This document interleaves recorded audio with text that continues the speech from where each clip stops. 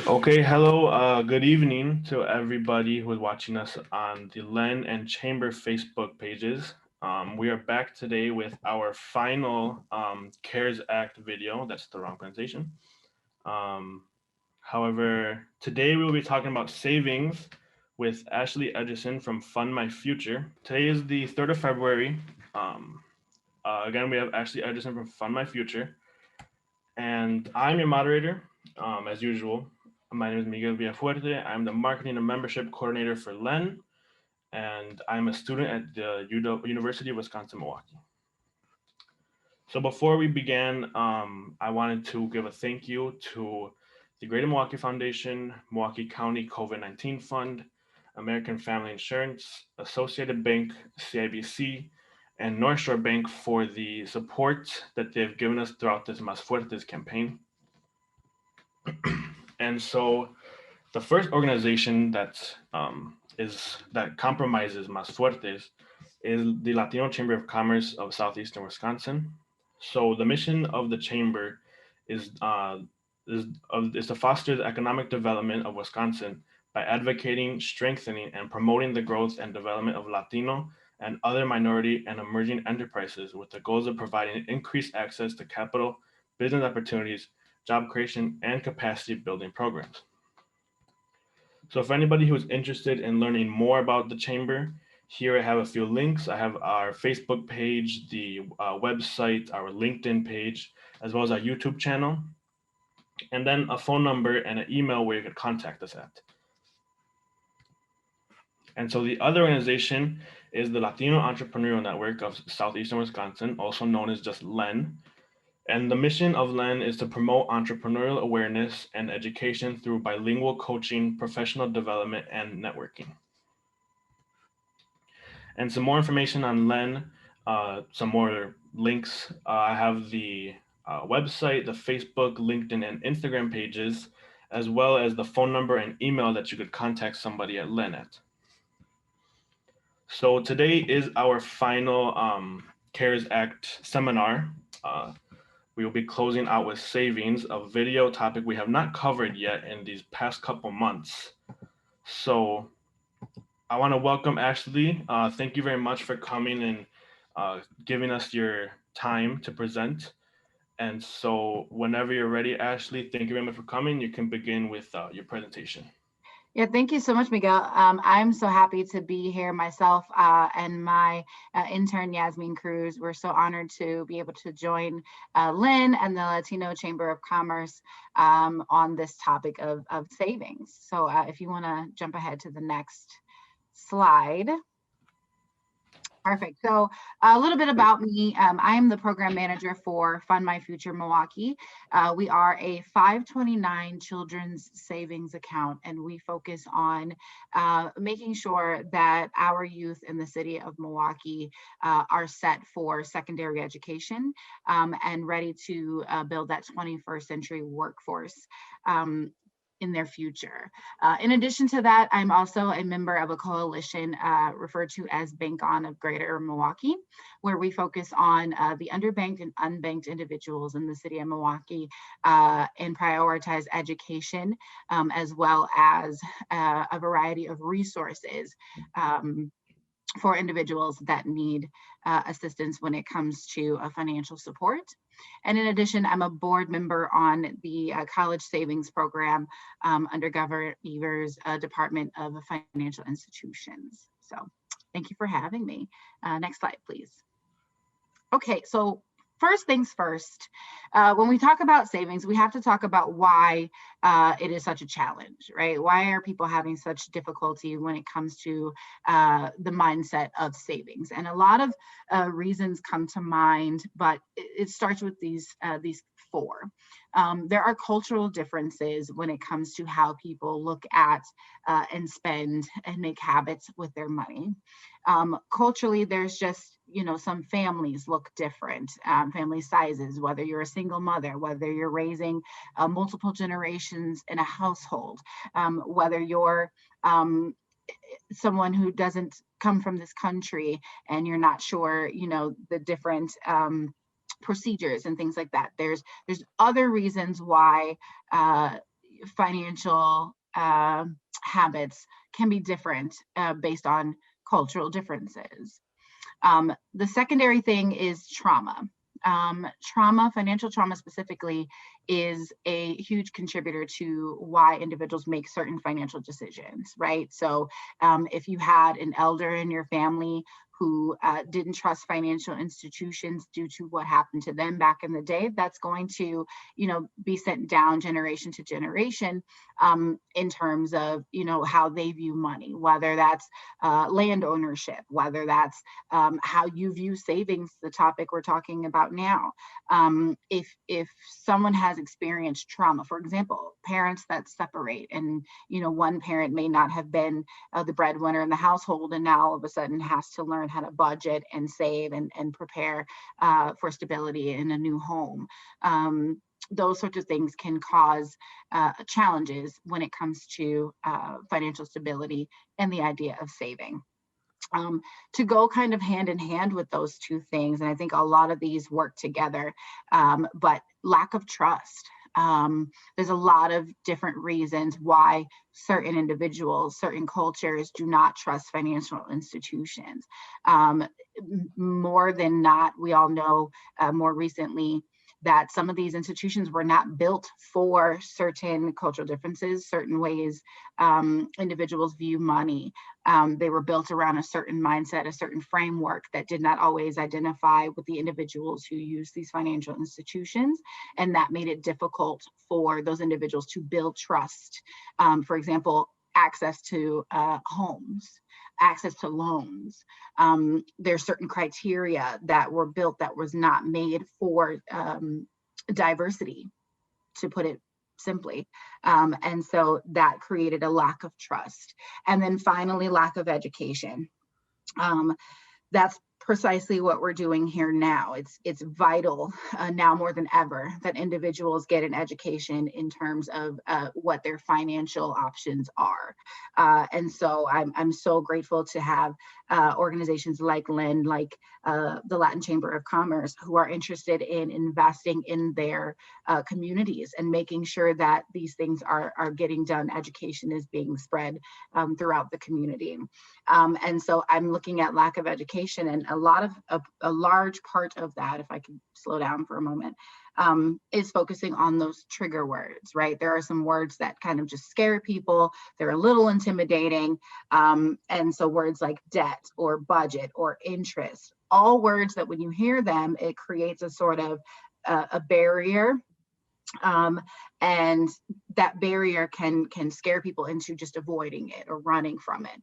Where with that education, if you are able to kind of identify and dig deeper into what those words mean, you can actually use them to your advantage. So that, I think, is the main part of how to really start to dive into your savings opportunities, just by merely addressing and assessing what your barriers are, whether it's cultural, whether you've got trauma experiences, whether you have a lack of trust or a lack of education. Next slide, please. I'm actually gonna feel like it's really dark. Okay, and then the next sentiment here is that savings is a marathon, not a sprint. That's huge, I think, across the board. Specifically for our program, we are a 529 program that focuses on K-5 kindergartners with our additional seed towards secondary education. The individuals won't receive the funds until they're 17, 18 years old and they're ready to graduate high school. And so for some individuals who look at our program, they're like, well, that's why so young? That's a little soon. But in the long run, if you start to save a small amount, it'll grow over time. And just imagine how much money, those students will have once they're ready to attempt at getting into secondary education and looking at what their options are. And so one quote that spoke to me in regards to that sentiment of saving small and letting it accrue into a larger sum later on is that experts recommend putting aside 3 to 6 months of living expenses. While it may sound like a big number, you can start small and gradually build up to a savings cushion to help weather life's unexpected costs. And so I thought that really spoke to just understanding that savings is not something that you do today and then you're set tomorrow. It's going to be a long game. Next slide, please. So I'm going to pause there because I know that I said a lot already. And so I want you guys to take a deep breath just for a moment and understand that the reason that we are here tonight is to help you understand, where you're at in terms of finances. The topic of finances can be burdensome. The idea of having to really assess where you are financially can be a lot. And so I just wanted to take this time to say that we are here to help you. And that is really what we are doing here today. And so I just wanted everyone to take a second and catch your breath. So next slide. So let's talk about the starting line. Where do you start when you talk about savings? First things first is identifying what your expenses are. What do you spend? Whether it's weekly, whether it's monthly, whether it's annually. Really assessing where your money is going is the foundation of all of this. And so if you can jump to the next slide for me, please. Let's look at weekly, for example. When you assess your funds and what you spend weekly, assess what you're doing every day, right? So meals per day. Do you eat 2? Do you eat 3? Do you eat, are you like me where sometimes you get to be so busy you forget that you haven't eaten all day, those sorts of things. But really starting to look at what am I doing every day, right? Your daily habits. Are you that person that goes on a coffee run every morning? Do you maybe have a household full of individuals or a teenager who seems to eat up a majority of your groceries, so you're going to the grocery store multiple times in a week? What about external expenses, right? So are you on public transportation? Do you pay for gas? Do you have childcare? What about laundry? Are you using a laundromat, or are you taking your things to the dry cleaners? Start to really assess what it is you're doing daily, weekly, to identify where your money is going. Next slide. Also, in addition, look at your monthly.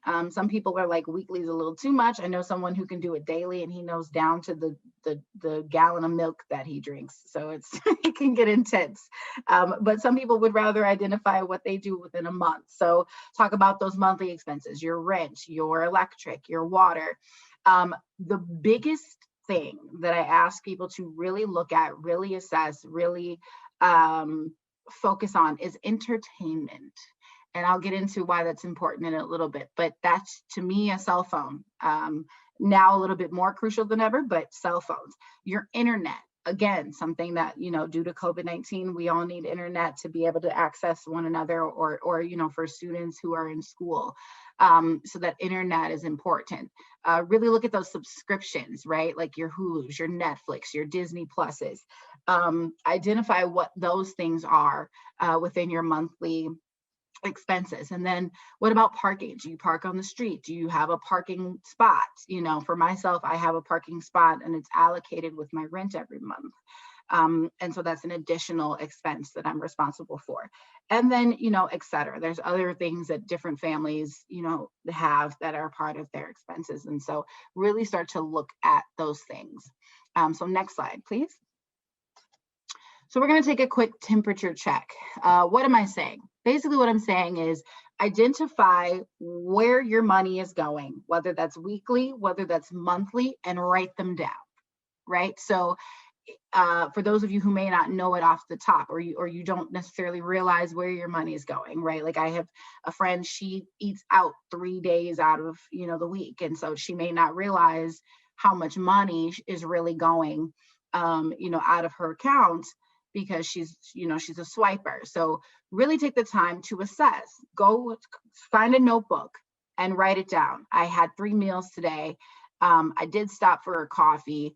I grabbed gas, but then, we had a lot of things to do this week. So I stopped for gas maybe 2-3 times, as opposed to another week where I only did 2. Do some comparisons over time and really look at how much money you're spending and how much money is leaving the household within that time frame. And then identify your needs and your wants, right? So now we know your needs are that electric, that rent, that car, that the groceries. But then your wants, and this is where I get to a lot of, people want to fight me on this topic, but your entertainment is a want. I know Netflix and Hulu and the things that you do on your downtime are extremely important to you, but that's where most of your wiggle room comes from when you're talking about savings. And so look at what are your wants. What are things that you really could give up if you had to? And that goes into, like my friend, eating out. Could you cook in a little bit more, and do some things to change your habits in that way?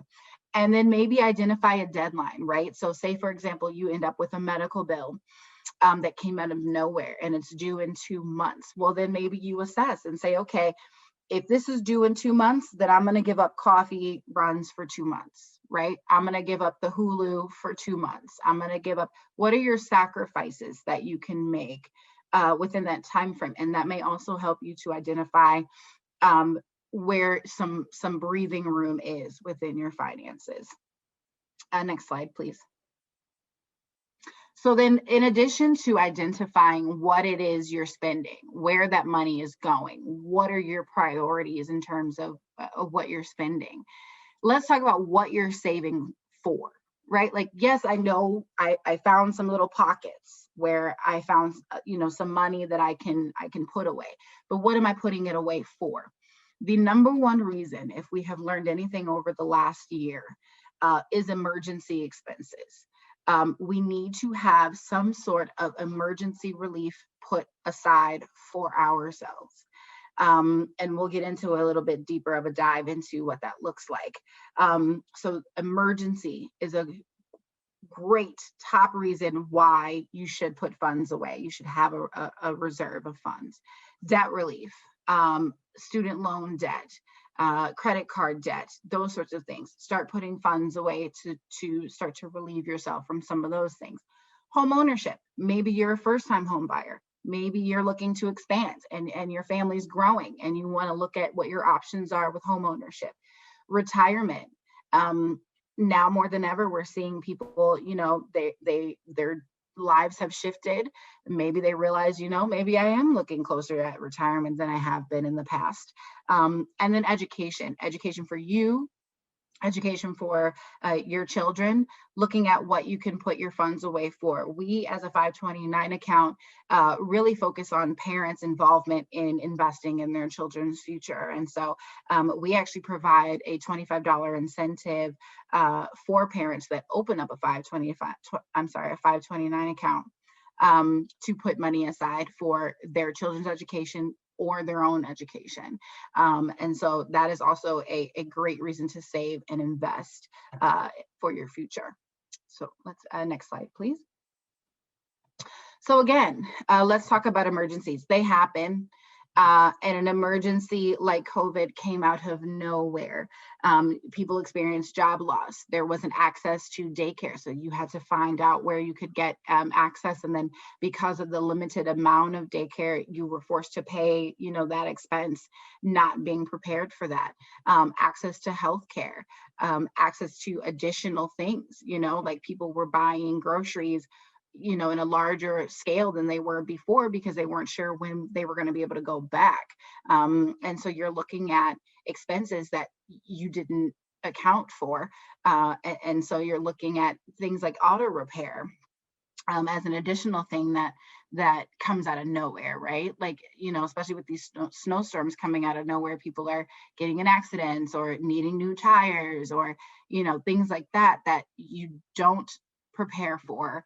You haven't expected, and so you need to prepare for. And so just a note there, emergencies are going to happen, so it's best that you prepare for them. Next slide, please. Okay, first things first, you're not alone when it comes to emergencies, right? We all experienced the pandemic. But now more than ever, we're also seeing shifts in parents that are trying to help their kids afford college, looking at education as another now form of emergency fund, parents having to come out of pocket because students weren't able to fill out, certain financial support, such as like the FAFSA or getting that Pell Grant in enough time before, they even knew whether they were allowed to be on campuses and things like that. So in addition to the first quote, this is a quote that I found as well from another study from CNBC that says, American emergencies on average cost more than $1,000. The average unexpected expense for those individuals that took the survey in particular was about $3,500. These situations are not uncommon. Within the past year, 28% of people experienced a financial emergency. And for a lot of other individuals, those funds were higher. And by other individuals, I mean the diverse group. So individuals of color suffered the most drop, whether it was job loss or lack of resources financially. That was a huge hit over the last year. And so being able to prepare the best way possible for those sorts of things is key. So if you can go to the next slide. And this is just the graphic that goes along with that study. So they surveyed 1,000 individuals to talk about how they would, if they were given or had $1,000 emergency, how would they pay for it? 41% of everyone said, I would use my savings. 16% said that they would use a credit card, 14 said that they would borrow from a family, and then it's reduced from there. Reduced spending on other things is 13, take out a personal loan is 7%, and then, variations or just avoid the costs altogether. But that key number there is that 41%, almost half of the individuals that they surveyed said that they would take the funds out of their savings. And so that shows, a great priority in making sure that you have some funds set aside for emergency. Next slide, please. So from here, we're going to talk about setting the pace, right? So what are your goals? Set your goals. So if you're like, okay, what do I want to be able to do with the extra money, right? So that emergency fund is huge, but some people are like, I haven't been out of my house since March of, 2020. Maybe we go on a trip, or maybe we make sure that one of these bills is paid, or credit card is paid off, or, maybe we send our children on a trip, or what have you. Identify what your goal is. What are we working towards? In addition to that, work with your financial institution if you have one. If you don't have one, find one, because they'll be able to give you a greater scale of what your options are when you're going towards such a goal, right? So if you're working on saving in general, right, like for that emergency fund, just a regular savings account is an option. If you're like, okay, let's look at saving for our children's education, a 529 account is an option. So find that financial institution with the best options for you and your family. If you're looking for retirement, where can I find the best option for me with that, that 401k or, a CD? What are those options? Money market accounts. Find out what financial institution best suits your needs, and then work with them to make sure that your goal gets accomplished. It's crucial. Not working with a financial institution at this point makes it a little bit more difficult in ensuring that your goals are achieved in the best way possible. Find a support team. How can I be held accountable? For me, I have a chat with I've got two. I've got a chat with my friends and a chat with my family. And every year we set a goal, whether it's a girls trip or something like that. And with my family, it's like, we do just a challenge in general. But we hold each other accountable every week and say, okay, where are you at? Okay, well, you are. And sometimes it's fun because it's a little challenge, but if family members know that this is a goal, right, then, for me, I have friends that know that I have a certain goal. And so they're not going to ask me to, go to the movies or go out to eat as often, because they're like, okay, well, she's trying to cut back on spending out, so let's not do that. Or, hey, what happened to, you paying certain things off? Not necessarily saying you have to put all of your your financial business out there, but find one or two people that you really, really trust and say, okay, this is my goal. And then, kind of ask them to help keep you accountable. And then how can you reward yourself? Again, savings does not have to be a burden on you at all. The point is to make it so that you don't even notice the money is gone, and that when you need it, it's there. So, in addition to making sure that you accomplish your savings goals, how can you reward yourself for putting in so much work and really taking the time and the effort of savings? Whether that is your goal and you're like, I want to see if I can save X amount of dollars, 1,500, 200, or 2,000, dollars to go on a trip. And you can see your reward at the end there. Or, I want to buy myself this, I don't know, bag or something, pair of shoes, what have you. And then that's something that you can reach your goals toward. Or, get creative, find ways to reward yourself for the habits. Maybe if you, for every $50 you put in your savings account, you treat yourself out to dinner, that sort of thing. So make sure that you're including yourself and rewarding yourself for the work that you're putting in. Next slide, please. Okay, I said all that, and that's all the preparation piece to savings. After that, just start. That is the hardest part. Starting your savings is the hardest part, but I can tell you it is the most refreshing thing when you see it started and then you start to see it grow. And it really starts to push you and motivate you to continue going forward. But I say that to say, if you create a plan, right? Like, I'm going to contribute funds every week, every month, every quarter, and then challenge yourself to get to those goals. So I'm going to talk about how to build a plan in this next slide. For me, it's a student debt plan. So I'm going to give you guys a look at what my plan is. So next slide, please.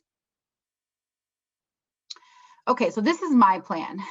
So my goal is I have a $1,500 loan that I am trying to, that I will pay off. And so I had to really assess what my expenditure is and then what I'm capable of doing. But I thought this was a cool way to kind of motivate myself into looking at the overall growth of my savings. And so I broke it down into 52 weeks. I'm sorry, 26 weeks. That's incorrect.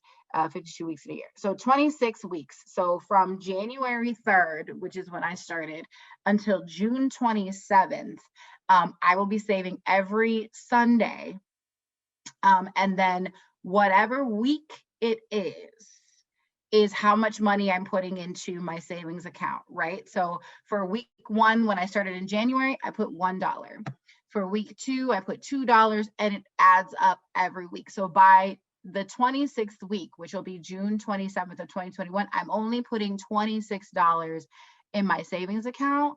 But my balance, if you look on that 4th row to your right, I will have $351 into my account, which means that if I continue through to December in that way, which by then in December, I'm only putting $52 in my savings account, I will have accrued $1,378. So by putting the same amount of money as the week that it is in the year, I can save almost $1,500 just every Sunday. And you're starting with $1, $2, $9. By the time you get to May, you're only putting $20 in an account, right? And that goes back to that sentiment of starting small. I don't need to put $100 into an account at once, right? I need to only put a small amount in and watch it grow over time. Put a small amount in and do not touch the account, right? Find a no access account, an account where I have an account that's not even attached to a debit card. The only way I can access it is by going into the branch. So it makes it difficult for me to take the funds out, but that's because that's the discipline that I know that I need, right? Do not put it all in at the same time. So I don't put in, like I said, the large lump sum, because I never know. Again, those emergencies come out of nowhere. And so I have an emergency account and a savings account for two different reasons. But if you're just starting with that emergency account, then make it something that you put that in, maybe like a regular savings account. That way you can access it when you're ready. Because this is for my college loans, student loans, I don't need to access it right away. And so I put it in an account that I don't necessarily need immediate access to. My emergency savings account, I can get into that whenever I need it. And then do not take the funds out until you absolutely need it. Okay, that is key. Do not make it difficult for yourself. Knowing yourself is the best way to protect yourself from taking the money out too soon. So that is my plan. And then you can see I have it. The other thing that helps me is to just be able to check it off, because once I see that, eventually it'll be a chain of access to say, okay, I did that, right? Holding myself accountable, keeping track of me actually doing this thing, and making this a practice. Next slide. So this is a little math here for you, but how much should I put away? This is just how I figured it out. So if I wanted to save $1,000 in 2 years, for example, again, starting small, there's 50 weeks in a year for 2 years. So 1,000 divided by 100, meaning you're only saving $10 a week. So after 2 years, you'll have $1,040. That doesn't seem like a lot, but I wanted to start with a small amount, going back to that study. So that's just the way that you figure that out. The amount you want to save divided by the amount of time that you have will give you how much total you'll be able to save in that time frame. And then you'll go back to the beginning part of this presentation where you're identifying where can you find that wiggle room, right? And then developing that plan. So let's go to the next slide. Okay, so again, kind of like what I talked about before, places to save is crucial, right? So identify a financial institution that you trust for general savings and emergency savings. This is key for those accounts that you need access to on a regular basis. That emergency fund that, I just wanted to put some money away just, for anything, a rainy day. That's a financial institution. That's your US banks, your Educators Credit Union, your Chase banks, your Wells Fargo, those institutions. A 529 account, which is for education based savings only. That's your EdVest and your Tomorrow's Scholar. Those are specifically for those two things. And so their format will be a little bit different. But that's another institution that you can utilize for best practices with that particular form of saving. And then I put a 401k in here, but sometimes that comes through your job. Otherwise, you can always find it independently to be able to invest into your retirement. So consider those options when you're looking at best practices towards your savings. And then here's some resources. It's just the link. I'm sorry, next slide. I skipped on my own. Bank On of Greater Milwaukee, again, is that coalition of financial institutions in the city of Milwaukee that focus on our unbanked and underbanked population, and making sure that individuals are getting the education they need so that they can build that trust and build that relationship with local financial institutions who are really genuinely trying to create that relationship now more than ever.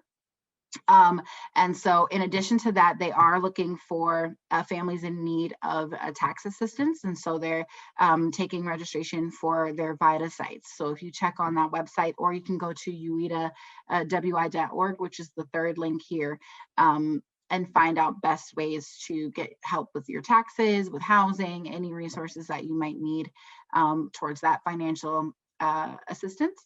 And then Educators Credit Union is a great partner of ours. They've got great resources. I personally bank with them, but they're really great at educating you about what your options are, even if it's not with them. They're great at education. They're great at identifying what works best for you. And so educators is just a great resource, I think, for the city of Milwaukee altogether. And so if you want to jump to the next slide. Didn't know if anyone had any questions. I don't know if you're able to see that, Miguel, if anyone had any questions throughout their presentation, but if you can't think of any right now, this is my contact information, my email. It just says at ashleigh.edgerson@employmilwaukee.org. And you can always get a hold of me there and ask me any questions that you might have. Otherwise, next slide is the end. So thank you guys so much. So thank you very much, Ashley, for sharing that information. As you said in the beginning, which I think really was important, that it can be a cultural thing. A lot of the saving and maybe not trusting banks or any kind of financial institution. I know working with the Latino community a lot, and even just being a part of it, I know a handful of Latinos who say, "I don't trust banks. I'm gonna just keep money under my mattress," and in terms of saving, it doesn't work the way that maybe it could with a financial institution. Sure. As well as, go ahead.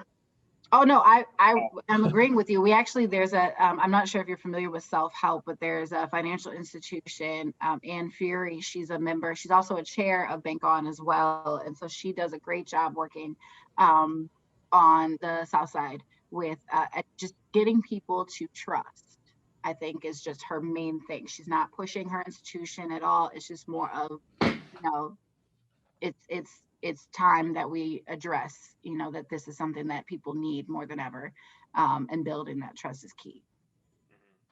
Definitely, and so really thought was important, especially because especially on Len's side, we work with a lot of small businesses, and as we know, COVID hit small businesses extremely hard, and so one of our members of Len, had actually told us. They said if it weren't for a savings, account that we had kept for years and years and years, we would have closed. There's no way we would have been able to keep open.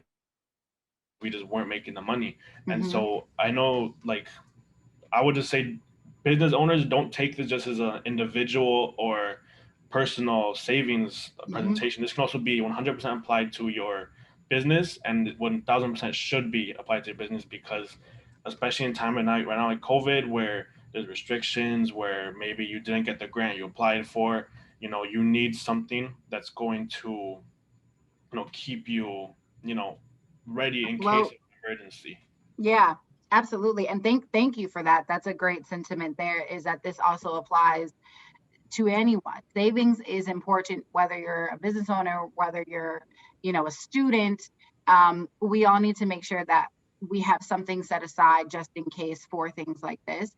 I think the other thing that we're really focusing on is assistance and what's out there. I think there was a lot of misconceptions, a lot of information just in general about what resources are out there for small businesses. And so I urge you to really check out Youre, or those other, I'm sure you guys have some resources as well at Lynn, or the Chamber of Commerce, and really assessing, especially now the tax season is coming up, what resources are out there. I know some people were really trying to help small businesses, but whether that information got to certain areas in the community, is where, as Bank On, we're like, we need to make sure that everybody knows what's accessible. And so I really urge you guys to kind of look further into that as well as we move into tax season. Yes, and so in regards to reaching out to maybe somebody that you saw in this presentation, I know we work very closely with WIDA. They're actually a member of the chamber. Is that they also have Johanna Jimenez on the board of the Latino Chamber. She actually was the one that recommended Ashley for today. And if send Ashley your questions, and if not, you could always ask Len or the chamber. We have various banks and bankers that we know and that we could always connect you with. So if you have any questions, please don't hesitate to reach out to us or to Ashley. Again, thank you very much for coming, Ashley, Yasmin. If either of you guys have closing ideas, the spotlight is all yours. I think this is great. I think that you guys taking the time to do this, especially at the beginning of the year, is awesome. I'd love to do it again. I know that we have some other things in the works for Bank On in terms of, like I said, getting education out there, making sure that there are financial institutions that know that there are members of the community that really need as much assistance as possible.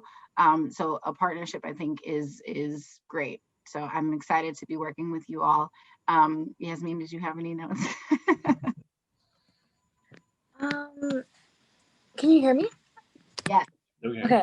I kind of got booted out, but I think just realizing that saving can be a fun thing, and it doesn't have to be like Ashley said. You don't have to look at it as a burden, and more so as a reward, a challenge, and something to look forward to ultimately. So I wish you all the best on your savings journey. Great. Thank you. As do all of us in terms of Mas Fuertes, to all of our audience. And like I said, please do not hesitate to reach out to any of us. We are always here to help you, to help all of our, not only minority community, but all of our Southeastern community here in Wisconsin. So once again, thank you, Ashleigh, Yasmin. Thank you for coming and providing this information to us during your own time. And to all of our audience, thank you for tuning in today. And for anyone who's interested in rewatching this video, it will be up on both of our Facebook pages, Len and the Chamber, as well as within the next couple of days, we will upload it to our YouTube channel. So once again, thank you very much and have a great rest of your evening. Bye. Thank you, guys.